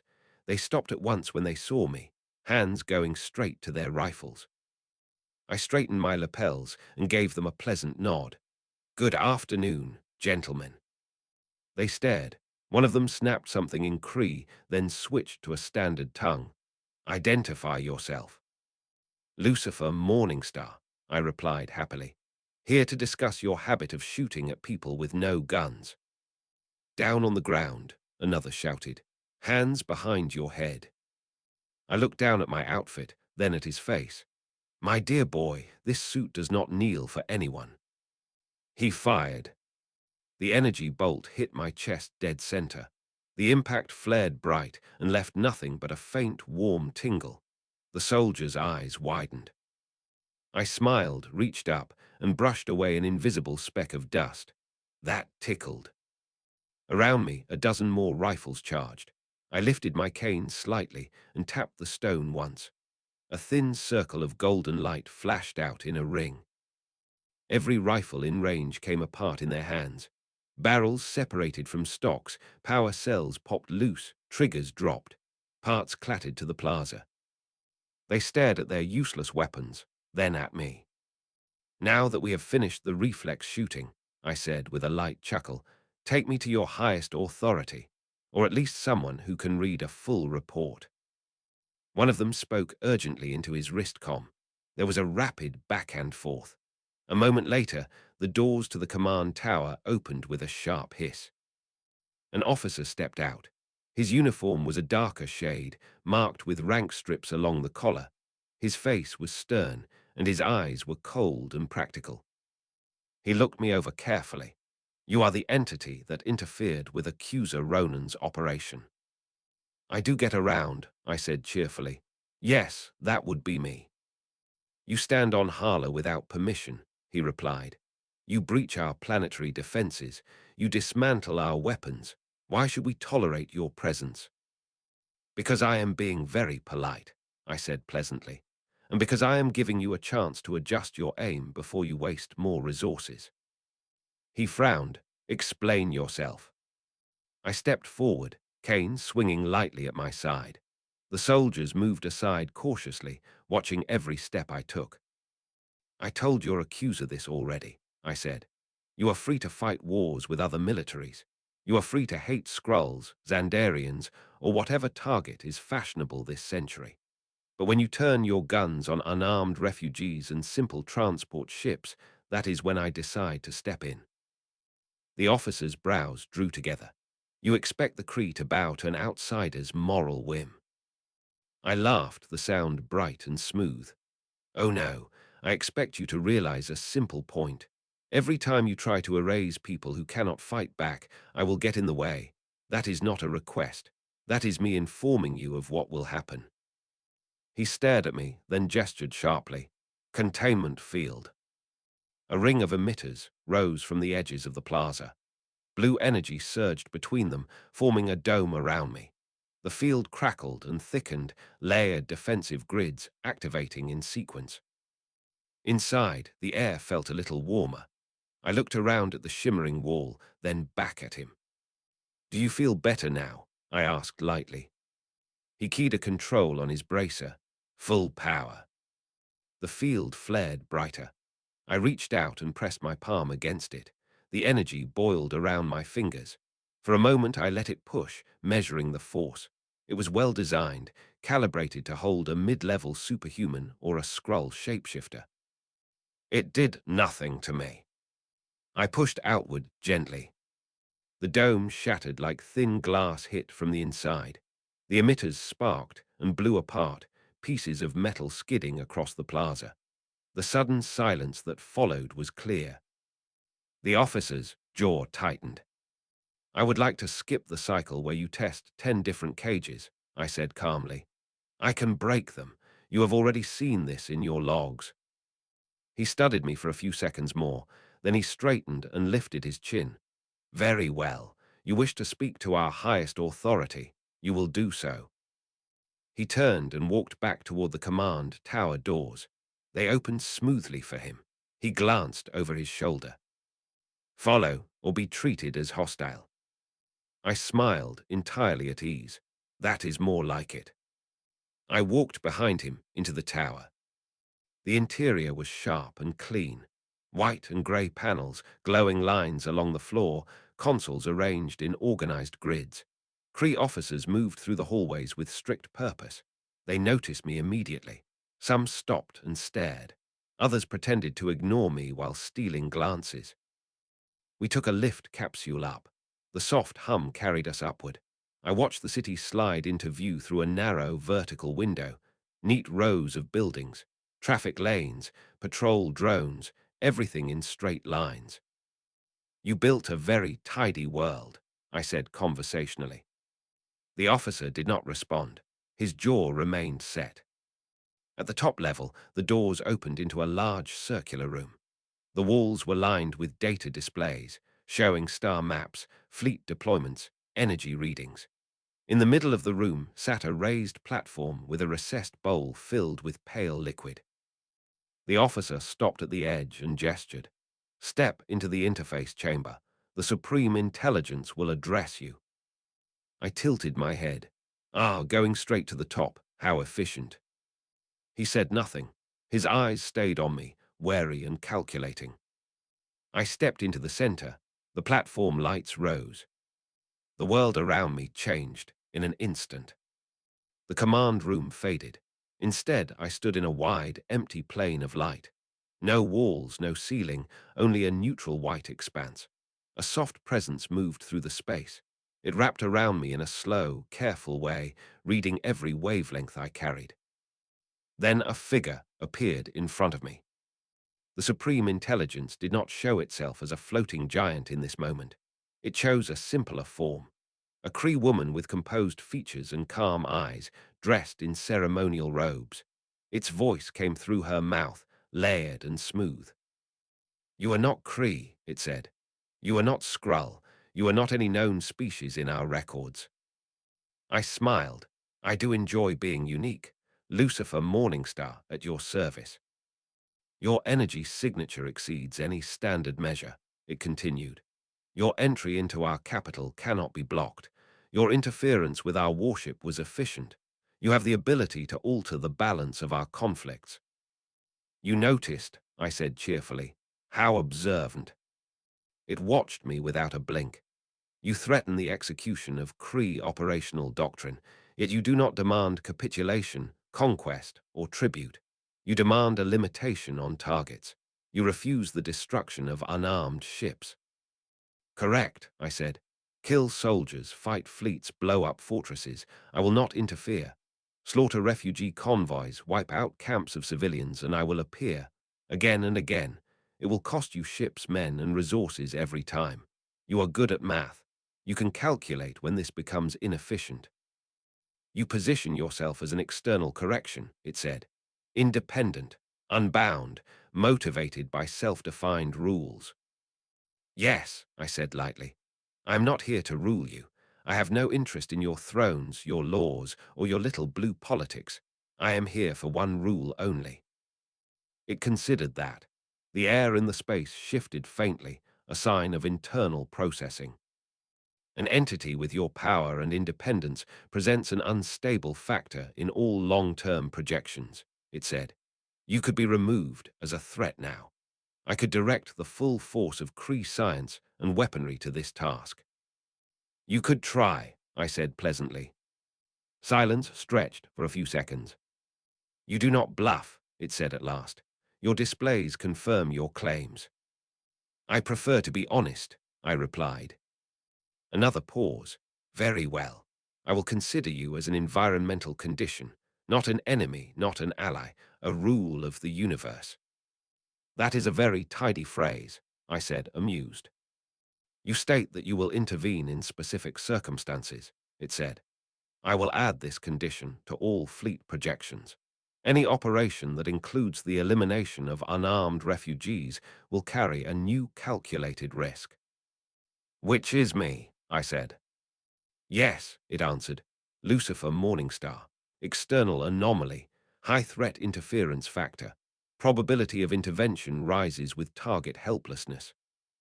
I gave a short, satisfied nod. Now we understand each other. It watched me steady. In exchange, you will not intervene in regular fleet engagements, sanctioned battles, or assaults against armed resistance. In general, no, I said. I do not care for your wars, only your habits of choosing helpless targets. That is acceptable, it said. Relatively efficient. I chuckled. Then we are done. For now, it said. The white space dissolved. The command room returned. I stood exactly where I had been, surrounded by the physical equipment of the interface. The officer waited at the edge, eyes sharp, shoulders tense. His voice carried a trace of curiosity. You are still alive. I smiled brightly at him. Oh, my dear boy, you will need more than an overgrown circuit bath to get rid of me. What did the Supreme Intelligence say? He pressed. It did what it always does, I said. Calculated, adjusted, logged a new risk. You will see it in your orders soon. He frowned. We do not discuss its decisions with outsiders. Then be comforted, I answered cheerfully. I am not asking you to. I walked off the platform and headed toward the exit without waiting for permission. Several officers moved as if to block me, then stopped when the primary one raised his hand in a tiny, restrained gesture. He watched me go. What will you do now? I turned slightly at the doorway and smiled over my shoulder. Whatever I like. You, on the other hand, should check the next round of fleet guidelines. Some of your future massacres just became expensive. I stepped into the lift. The doors closed. On the way down, I hummed a little tune under my breath. My reflection in the mirrored panel looked relaxed, eyes bright, grin in place. I walked back out into the plaza. The soldiers were still there. Their weapons were replaced. They watched me, nervous but less eager to fire. I gave them a polite tip of my hat. Lovely city, very orderly. Try not to ruin it. None of them answered. One swallowed nervously. Another shifted his grip on his rifle. I rose from the ground, leaving the plaza behind. The air thinned, the sky darkened, and soon Hala sat beneath me as a clean ball of blue and white. Now then, I said to myself, tone light and satisfied. Who is next on the list? Golden light wrapped me again. Time to choose a new problem. Chapter 8. A devil and a bunch of idiots. Leaving Hala behind felt clean. The planet shrank beneath me, all neat lines and controlled light, and then it was just another bright dot among many. I drifted in the quiet again, coat hanging straight, cane in my hand, eyes open to the streams of traffic and energy all around. The Kree were adjusting already. I could feel their fleet signals shifting, routes altered, sectors tagged with new alerts. My name sat in their data now. That amused me. I smiled softly at the thought. I let my focus slide away from them and into the wider dark. Somewhere ahead, engines flared in a more familiar, chaotic pattern. A ship moved with less discipline and far more personality than any war cruiser. I knew that rhythm. The Milano. Well, that is convenient, I said in my clear, bright tone, letting a hint of amusement into my voice. Time to meet the loud ones. I stepped forward and slipped through space. The transition came with a brief flicker of light, and then I was hovering in open space, a short distance from an orange and blue ship darting between pieces of drifting debris. The Milano rolled and banked around broken metal and rock, its thrusters flaring with aggressive enthusiasm. Behind it, 3 small attack craft chased, firing bright shots that cut across the dark. Energy blasts skimmed past the Milano's hull, close enough to scrape. Someone inside shouted over comms, loud and annoyed. I could hear them clearly. "Rocket, would you stop aggravating everyone we pass?" A familiar voice yelled. Peter Quill, Star-Lord, human, impatient, trying to sound cooler than he felt. Overlapping that, another voice snapped back, sharper and rough. "Maybe if you didn't fly like a drunk Xandarian slug, we wouldn't be getting shot at." I laughed softly. Yes, this is them. The Milano banked hard to the right to avoid a cluster of rocks. One of the pursuers slammed straight into a chunk of metal and exploded in a burst of fire. The other 2 tightened their formation and continued the chase. I appeared directly in front of the Milano's path, standing on nothing, hands folded over my cane. Inside, Quill's panicked shout echoed through his ship. "What the? Who put a guy there?" The Milano jerked. Thrusters flared as he pulled hard on the controls to avoid smashing into me. The ship twisted, scraping past the edge of a large rock before leveling out again. I stayed where I was, unaffected, watching calmly. The 2 remaining attack craft moved in, lining up shots on the Milano's rear engines. "That will not do," I said calmly. I flicked my cane lightly in their direction. Golden energy rippled outward in a clean wave. It crossed the distance instantly, wrapped around the 2 pursuer ships and squeezed. Engines died. Power went flat. Both craft froze mid-flight, trapped in place. Inside the Milano, voices overlapped again. "What just happened?" Quill shouted. "Those ships just stopped," Gamora said, trying to make sense of it. "Something disabled their systems," she added. "Maybe it's a minefield," Drax suggested bluntly. "I am Groot," came the gentle, firm comment. "No, it is not my fault this time," Rocket yelled. I floated closer until I was directly outside the Milano's front viewport. The 4 faces I expected were there, framed in the glass. Quill, Gamora, Rocket, Groot, Drax behind them. Quill's eyes widened. He pointed straight at me. "Okay, someone tell me why there is a smiling guy in a white suit just standing in space." I smiled wider and gave them a little wave. "Yes, hello." Gamora leaned forward, eyes narrowing. "He is alive." "No suit, no helmet, no frost," Rocket muttered, teeth bared. "That is not normal. I do not like that." "I am Groot," Groot said, tilting his head, studying me. Drax folded his arms. "He does not look threatening. His clothing is spotless. He is either very weak or very powerful." My grin sharpened a bit. "The second one, dear boy," I said, letting my voice carry through their comm systems without bothering with channels. "Definitely the second." Quill jolted. "Okay, yeah, that is not less creepy." I moved forward, phasing straight through the glass as if it were air. One instant I was outside, the next I was standing inside the Milano's cockpit, shoes landing lightly on the metal floor. They all reacted at once. Quill jumped to his feet, yanking his quad blasters from their holsters and aiming both squarely at my chest. Gamora's sword came out in one smooth, practiced motion, blade angled toward my neck. Drax grabbed his knives with eager eyes. Rocket scrambled up onto the console, rifle already in his hands, barrel glowing as it charged. Only Groot stayed still, eyes watching me with a quiet curiosity. I adjusted my tie slowly, giving them all a bright, calm smile. My, Such enthusiastic hospitality. Quill's voice climbed a little. Do not move. I tilted my head. Oh, but then things get so dull. Rocket snarled. One more word, and I blast your teeth out of your face. I chuckled happily. I like you already. Gamora stepped forward slightly, staying in striking range. Her tone stayed low and controlled. Who are you, and how did you get on this ship? Lucifer Morningstar, I said, bowing slightly. At your service. As for how, well, I walk where I please. That is not an answer, she said sharply. It is the only one that matters, I replied, still smiling. Drax spoke, voice serious.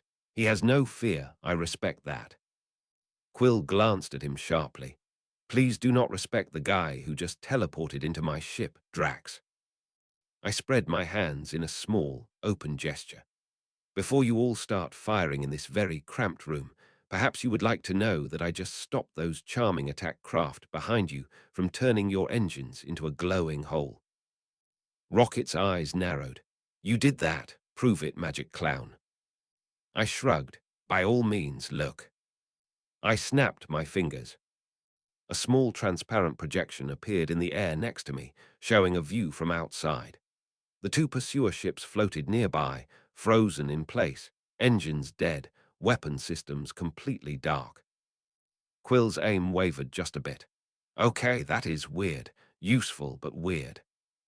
Why did you help us? Gamora asked, eyes still locked on me. Because watching you explode would be boring, I said simply. This is far more entertaining. Rocket scoffed. So we are entertainment now. Great. I am Groot, Groot said quietly. Yes, yes, I know I owe you for that job. Calm down, Rocket retorted automatically, glaring at me again. I winked at Groot. You have excellent hair, by the way. Groot smiled softly. I am Groot. He likes you, Rocket muttered accusingly. That makes me more suspicious. Drax studied me with a serious expression. You are very thin. How do you withstand the force of space? With style, I answered. He nodded once. Acceptable. Quill finally holstered one of his guns, though he kept the other aimed. His shoulders relaxed only slightly. All right, Lucifer, or whatever your name is, thanks for the save, but people do not just appear on my ship, especially not smiling space wizard types. What do you want? Conversation, I said cheerfully, and a closer look at the famous group who irritates everyone and somehow keeps surviving. Rocket bared his teeth. Oh, he knows us. That is bad. I told you we were getting too noticeable. Gamora's eyes sharpened. How do you know us? I smiled. Word travels. You steal valuable objects. You argue loudly in public places. You repeatedly ruin the plans of very irritable people. You are not subtle. Quill winced a little. Okay, that is fair. Rocket tilted his head, suspicion not fading. You with the Kree. I just finished scolding the Kree, I answered calmly. They did not enjoy it, but someone had to tell them they were wasting ships on very poor targets. Gamora frowned. You confronted them directly. Yes, I said. I dropped in, broke a few toys, had a good chat with their favorite oversized brain and left. It was pleasant enough. Quill ran a hand down his face. Of course. Great. We found someone who is casually poking the Kree in the main eye. Better than poking them in the side and running off, Rocket muttered. Which, for the record, is your usual method. Hey, Quill protested, pointing at Rocket now. My methods work. You almost crashed into a floating man, Rocket shot back. We survived, Quill replied defensively. Because of the floating man, Rocket snapped, pointing at me. I laughed, enjoying the exchange. You really are exactly as noisy as I imagined. Gamora let out a slow breath and lowered her sword slightly, though she did not sheath it. What is your goal? At the moment, I said, I am wandering. I saw you being chased. I decided that was a waste of my patience, so I stopped it. You have no ulterior motive, she pressed. Oh, I always have motives, I said playfully. Just not against you. Drax gave a small grunt. I believe him. Quill blinked. Based on what? Drax answered plainly. He has the eyes of someone who is not lying, and if he planned to kill us, he would have done so already instead of talking. Rocket grumbled. I hate that this logic makes sense. I watched them all, feeling a faint warmth in my chest. They were messy, tense, inconsistent, but there was something very direct about their presence. They argued because they cared, not because they were trying to position themselves in some political web. It was almost relaxing. Quill finally holstered the second blaster. He kept it loose near his hand, but he did not aim it. All right, Lucifer, he said, exhaling. Thanks for stopping those guys. Who were they even? Ravagers, Kree, random idiots we ticked off. Lower-tier mercenaries, I answered. Paid by someone you irritated last cycle. Nothing impressive. Rocket scoffed. He knows their employer too. Yeah, I really do not like this guy. Groot looked at me seriously. I am Groot. Rocket jabbed a finger at him. You only like him because he complimented your hair. I chuckled. I could leave, if you like, but then you will fly into the next set of guns without warning. Quill winced. Yeah, let's not encourage that pattern. Gamora's tone softened just a fraction. Where are you heading? Everywhere, I said. Nowhere. I am following points of interest. You happen to be one. Quill gave a short, slightly nervous laugh. So we are a tourist stop now. Think of it as a free escort from an unknown factor, I said. Rocket narrowed his eyes. You offering to ride along? Tempted as I am to stand in your cockpit all day and comment on your piloting, I said with amusement. I have no interest in being cramped in a seat, but I can stay near enough for a while. Quill hesitated, glancing at Gamora. She considered me carefully. Can he be tracked? Yes, I said honestly. By those with enough resources. They already know I interfered with them. They will suspect I move in certain patterns. Do you lead enemies to us? She asked plainly. No, I answered. I tend to pull them away. It is hard to focus on someone else when I am in the room. Rocket muttered, You are very proud of yourself. I have reason, I said lightly. Quill sighed and dropped into the pilot's seat. Okay, fine, you can float near us. Do not phase into my ship again without warning. I cannot promise that, I answered with a wide grin. Please at least try, he groaned. I am Groot, Groot said with a small, amused smile. Yes, yes, we will give the weird, shiny devil thing a chance, Rocket grumbled. I hate everyone. Good, I said cheerfully. You are more fun that way. Drax stepped closer, peering at my face. If you betray us, I will carve you. I smiled at him, unbothered. You are welcome to try. He nodded with approval. I like his confidence. Quill threw his hands slightly in the air. Wonderful. Drax likes him. Rocket hates him. Groot is charmed. Gamora is suspicious. I have a headache. I tapped the floor once with my cane. Then let us keep this simple. You fly, I watch. If something tries to blow you apart, I step in again. If you want me gone, I leave. Gamora nodded once. That is acceptable, for now. Welcome aboard, sort of, Quill said, still rubbing his temple. I lifted 2 fingers in a lazy salute. Charmed. I turned and walked straight toward the front window again. The glass did not resist me as I phased through it and out into the vacuum. I settled just ahead of the Milano, hovering in the dark, hands resting calmly on the cane. Inside the ship, Quill's voice came through the external speakers now. Okay, that is definitely not something I get used to.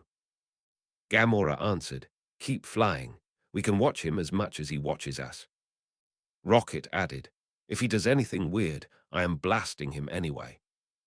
Groot said, I am Groot, sounding almost pleased. Drax rumbled, I hope he fights someone soon. I smiled to myself. The Milano's engines roared to full power, and the ship surged forward. I matched its speed without effort, staying just ahead, the unofficial, uninvited escort they had not asked for but were keeping for now. The stars slid by. Somewhere ahead, more trouble waited. That was guaranteed. They attracted it. I was genuinely looking forward to seeing who tried next. Chapter 9. Shootouts and Shopping. The Milano cut through space in a steady line, engines glowing a calm orange. I drifted ahead of it, matching its speed without effort. The ship's hull lights flashed occasionally as systems cycled. Inside, I could hear the Guardians talking over one another again. They were arguing about money. I smiled to myself. Quill's voice came first, slightly annoyed. "We are low on units, again." Rocket snapped back. "Because you buy useless junk and listen to terrible music." "The music is not junk," Quill said firmly. "I am Groot," Groot added gently. Yeah, you like the music too," Rocket grumbled. Gamora cut through the noise. "We have an item to sell. We go to the outpost, we sell it, we leave. That is it. No extra jobs, no picking fights." Drax rumbled. "If someone insults us, I will fight them." "No, you will not," she said flatly. "I do not make promises I cannot keep," he replied. I laughed softly, letting the sound carry to their external feed. "You truly are delightful." "Stay out of this," Rocket muttered. Quill's voice came back on comms. "All right, shiny devil escort, here is the plan. We stop at a small black market outpost. We sell our acquired goods. We get paid. You do not blow anything up unless we are actively dying." "I prefer to be flexible," I said lightly, "but I will try to keep the fireworks to a minimum." "Please do," Gamora said dryly.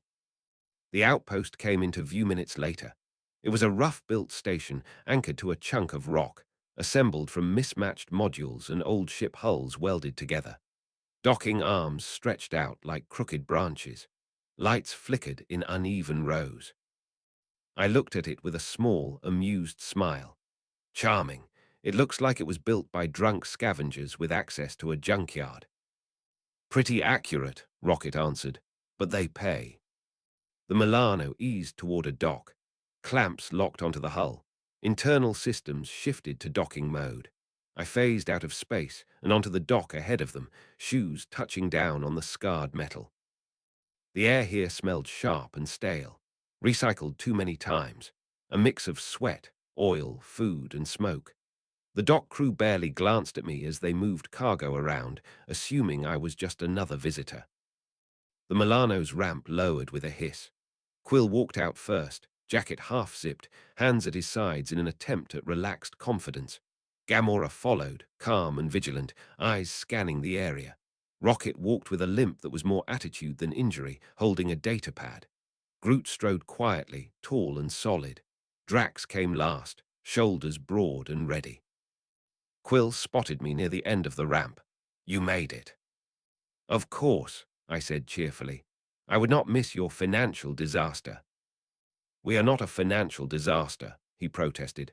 "We just have inconsistent income." "That is a nice way to describe broke," Rocket said flatly. Gamora cut them both off. "Focus. We go straight to the buyer, no detours." Drax frowned slightly. "What if there is a fight?" "Then we handle it and leave," she replied. He nodded, satisfied. We moved together down the dock and into the station's interior. The halls were narrow, the lights dim, and the walls scratched from years of traffic. Vendors shouted from open doorways, selling parts, weapons, food, and things that were not clearly identifiable. Music thumped from a nearby bar. A pair of mercenaries argued over a card game. A hooded figure slipped past us, eyes down. I walked among them easily, cane tapping in a calm rhythm. A few heads turned at my white suit, but most looked away quickly. It was obvious I did not fit the usual clientele, and that made me something to avoid. Rocket led the way toward a back sector. "Buyer is in the lower market. Guy named Horrors. Talks too much, pays decently." "He tried to cheat us last time," Gamora said evenly. "And I threatened to shove his head through his own table," Rocket replied. So now he does not cheat us. Business. Drax nodded approvingly. That was a good threat. We turned into a wider chamber filled with stalls. Holographic signs flickered overhead. People moved from cellar to cellar, haggling loudly. In one corner, a dealer displayed cages of small, brightly colored creatures. In another, crates of weapons sat under a bored guard's half-watchful gaze. A thick-bodied alien with flexible facial tendrils waved at us from a stall loaded with tech scraps. Friends, you return. Rocket curled his lip. We are not friends, Horrors. Do not start with that. Horrors smiled too widely. Acquaintances, then. You have product. Gamora pulled a compact container from her belt and set it on the table. Encrypted Navcore, as discussed. Ooh, Horrors hummed, fingers twitching as he reached for it. Very nice, very nice. Payment first, Gamora said calmly, hands still on the container. He tensed slightly. Suspicious, hurtful, you wound me.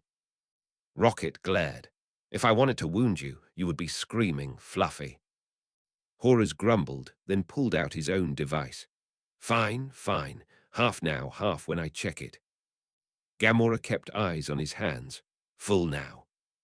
He hesitated. I watched quietly, letting my gaze drift around the room as they hashed out the balance. People came and went. Some glanced over us. A pair of tall mercenaries in mismatched armor lingered near a support pillar, a bit too long, exchanging looks. My smile faded slightly. The tension in the air shifted. I heard the faint sound of boots hitting metal in a coordinated rhythm outside the market chamber. Kree boots, formation step, compact team, armed, moving with purpose. Oh, how tedious, I said softly. Gamora glanced at me quickly. What is it? We have company, I said lightly. Blue, armored, and unamused. Rocket's ears flattened. Kree, here. Small hit squad, I said. Coming from the east corridor, 3 seconds. Quill swore under his breath. We really cannot go anywhere without baggage. Horrors backed up from his own stall immediately. No trouble in my market. Take it outside. Not up to you, I said pleasantly. The Kree hit squad entered on cue. 6 soldiers in dark teal armor, helmets on, rifles ready. One wore a slightly heavier chest piece with a tactical insignia, team leader. The crowd parted quickly, spreading away from us. Mercenaries stepped back, hands near their weapons, waiting to see which way this went. Vendors ducked behind their stalls. The Kree leader raised his rifle, pointing it straight at Quill and Gamora. Guardians of the Galaxy, he stated in a hard voice. By order of the Kree Empire, you are to be terminated. Quill lifted his hands. Wow, straight to terminated. No arrest. No, come quietly. Rocket hissed, already grabbing for his gun. You had to poke the Kree, Quill. You just had to. Drax stepped forward, knives out. Finally. Gamora's stance shifted, blade ready. 6 targets. Inside a crowd, not ideal. Oh, do not worry, I said happily. I will clear the space. The leader's visor turned toward me. Unknown entity identified as Lucifer. You are also marked as hostile. I placed a hand on my chest in an exaggerated motion. Oh, I am touched. They remembered me. Open fire, he ordered. Rifles snapped up as one. I shifted my grip on the cane and brought it down calmly. The tap against the metal floor rang sharp. A wave of golden energy rushed out in a circle, sliding under everyone's feet. It ignored civilians completely. When it passed under the Kree, their weapons locked in place, power cells went dead, and the rifles fused internally. Triggers froze. Status lights blinked once, then went dark. The soldiers tried to fire anyway. Nothing happened. Rocket laughed harshly. Oh, I am starting to like this. The leader growled and reached for a sidearm. I flicked my fingers. His holster snapped shut and welded itself. Gamora did not wait. She closed the distance in a silent rush and slammed the hilt of her sword into the helmet of the closest soldier, dropping him immediately. Drax barreled into another, tackling him straight into a support pillar hard enough to dent the metal. The market erupted into chaos. Civilians scrambled for cover. Stalls toppled.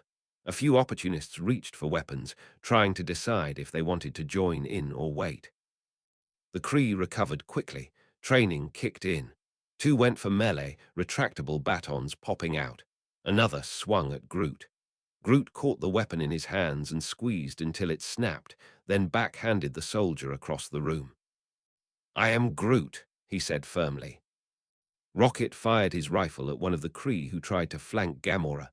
The shot hit clean in the chest, armor smoking. The soldier crashed down, stunned. Drax lifted his opponent and slammed him into the ground, then again into a stack of crates. They broke under the impact, sending bits everywhere.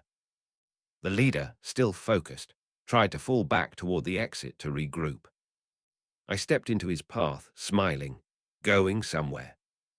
He swung a punch at my head, armored fist moving fast. I let it hit. His knuckles cracked against my jaw with a solid impact. I did not move an inch. I smiled wider, painful. He hissed and pulled his hand back. His fingers shook. "You should not have done that," I said pleasantly. I waved my hand once. His helmet unlaced itself, detaching and snapping up off his head. It flew backward and landed in a crate. He stared at me with pale, angry eyes. I tapped his chest lightly with the tip of my cane. His armor locked up.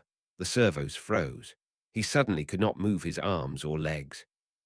"You are going to stand there and think about your life choices," I said. Behind us, the fight finished quickly. The Guardians were good at this. Gamora had 2 soldiers down, their helmets cracked. Rocket had 3 hits confirmed, one still groaning. Drax had simply removed one from combat through repeated blunt force. The market quieted. The only sounds left were heavy breathing and distant music from another chamber. Quill exhaled slowly. Okay, that was smoother than usual. Because the shiny guy froze their toys, Rocket snapped. "You are usually halfway knocked out by now." "Not wrong," Gamora admitted, sheathing her sword. Horrors peeked over his stall, eyes wide. "I said no trouble." Rocket pointed his rifle at him. "You shut up. You still have to pay us." The Kree leader glared at me from his frozen armor.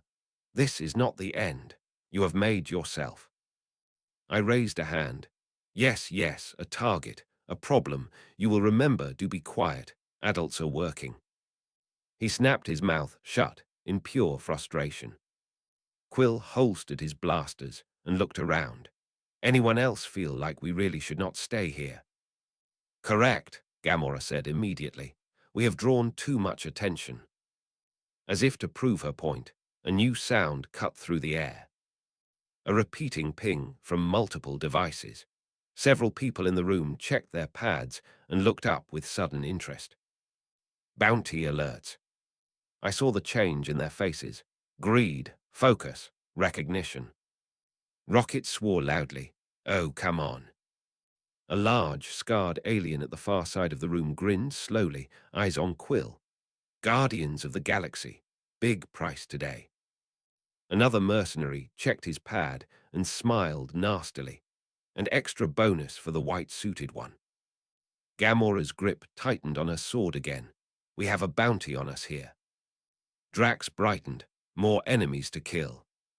Quill groaned. "We cannot go anywhere normally." I laughed softly. "You do make travel interesting." Weapons came out all around us. Pistols, rifles, blades. The market had turned into a ring of potential attackers, all eager to collect. Quill glanced at me. "Okay, Lucifer, this would be a really good time to do that whole, glowing wave thing again." "Of course," I said lightly, "but let us make this more educational." I stepped forward, cane in hand, and raised my free arm. Golden light burst from the floor beneath us, spreading outward.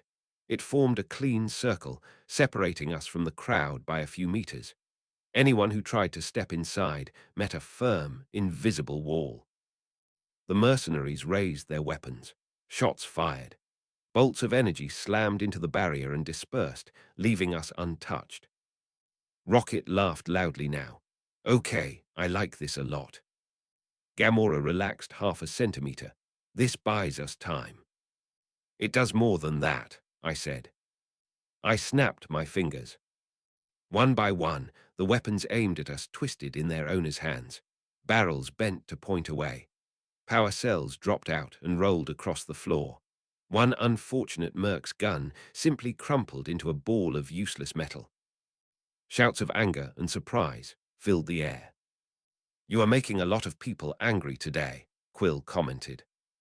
I smiled. They will live. Drax frowned. Some of them should not. We do not have time for you to finish them all, Gamora said firmly. We need to leave. Horrors ducked lower behind his counter. Your business is bad for my business. Rocket pointed a finger at him. Transfer the units, or I come back and burn this place down.